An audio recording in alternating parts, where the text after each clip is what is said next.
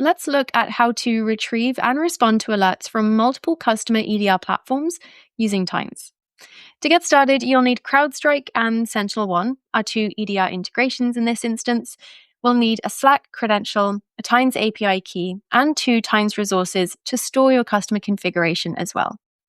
So before the automation actually kicks off, we have a small one-time setup step to complete first. So down here, you're going to see 2 different actions. We have create customer index resource and create customer product resource. You just need to run these once to create 2 Tines resources that are going to act as the brain of the whole workflow. The customer index stores things like the customer's ID, name, and which credential to use. And then customer products is going to map product codes to the EDR platform. So, for example, CS means CrowdStrike and S1 is SentinelOne. Once those are created, you actually don't need to touch them again unless you're creating or adding a new customer. So the story kicks off by reading those resources to build out a customer profile, including which EDR product they're on and which credential to use.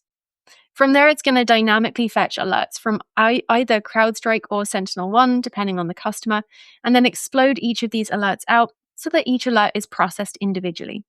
Each alert is then normalized and enriched.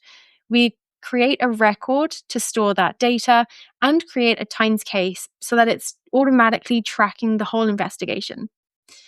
From there, we have 2 AI agents that are going to get to work. The first is going to summarize the alert, and then the other is going to analyze any external IP address found in that detection, all using a center story to keep the kind of logic modular and reusable. If the alert is high severity, we're going to move over to this side of our workflow instead. So first up, we're going to send an alert on Slack that's going to contain a one-click response action built into that message. That Slack action lets responders contain the host, and depending on the EDR platform, it routes to either CrowdStrike's network contain action or SentinelOne's disconnect from network action. The response outcome is then logged in Tines in a case as a note and a comment, and we'll also send an alert on Slack as well, helping just to keep that full audit trail in one place. So you will find this story, along with lots of others to get started with, on the Tines story library.